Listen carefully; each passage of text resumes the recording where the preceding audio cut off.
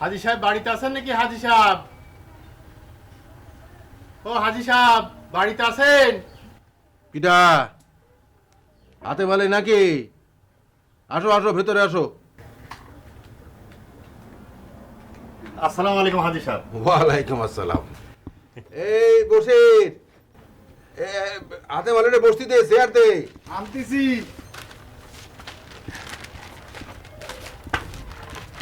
বসেন আদিম ভাই। বসো হাতে মালিক, বসো বসো। এই তুই তুই দাঁড়াই রইলি কেন? যা ভেতরে যা, তোর চাচিরে খবর দে, বল হাতে মালে এসে যা, জলদি যা। তা হাজি সাহেবের শরীরটারি ভালো তো? আলহামদুলিল্লাহ, ওপরওয়ালা যেভাবে রেখেছে। খবর দিয়েছেন নিশ্চয় কোনে দেখার জন্য? তার বলতে হবে, তোমার খবর দেয়া মানে তো কন্যা দেখা। তা কোনি কোন গ্রামের? সোনাকান্দি, ওই সোনাকান্দির ফজল মাস্টারের মেয়ে। মায়া বেশ ভালো হাতেন ভাই, লম্বা চূড়ায় শিক্ষা দীক্ষায় সব দিক থেকে ভালো। 10 গ্রামের মায়া চোখে পড়ে না, বুঝেছেন? আমার শুনেছি প্রত্যেক ক্লাসে নাকি ভালো ভালো রেজাল্ট করেছে। সব খালি কথা বেশি বলে, আর তোর কথায় কামলিকের হাতে মালেরে ডাকি, বক্কেল কথাকার। এই সজলের বা, তোমার যদি হাতে মালেরে কিছু বলার থাকে বলে ফেলো, আমরা বেরাবো। তুমি বক্কল খারাপ রয়েছো কেন? একটা ভ্যান গাড়ি ধরো, যাও। জি আচ্ছা, যাচ্ছি।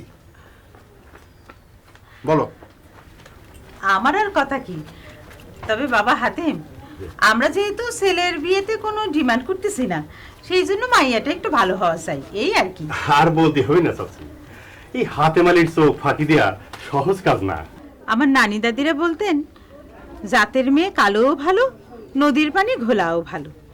সেই জন্য বলছিলাম কি, বিয়ের আগে মেয়ের স্বভাব চরিত্রটা একটু দেখে নিয়ে ভালো না?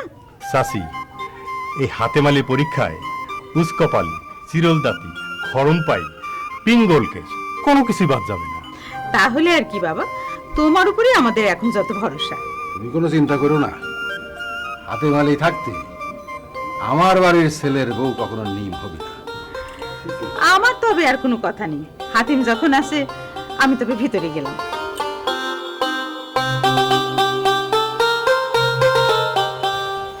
আচ্ছা হাতে মালি, যে আমার একটা কথা কবা। যে বলেন। তুমি যে কি সব শব্দ সিরিল বিরিল কইরা তোমার চাচিরে পটায় ভালো না, এসব শব্দের মানে তুমি জানো? জানি, অবশ্যই জানি। উস্কপালি মানে হচ্ছে গিয়ে যে মেয়ের কপালুচা। কপালুচা মেয়েদের ভাগ্য ভালো হয় না। চিরল দাঁতি মেয়েরা হয় লজ্জা শরমহীন, আর খরমপাই মেয়েরা পড়া বেড়ায়। আর থাক থাক থাক থাক থাক, এইসব বিশ্লেষণ চাই না, আমার লাভ নাই। সবার পক্ষে অবশ্যই এসব ভেদ জানা সম্ভব না। ইয়ে হাতে মালি, তুমি কি এখন এটাতে বিষয় হিসেবে নিয়েছো? যে আপনাকে দোয়ায় বর্তমানে এটাই আমার পেশা। ভালো। তো একটা অসুবিধা আছে কি? ভুল করে মানুষে আমারে ঘটক বলে ডাকে। ঘটক? জি।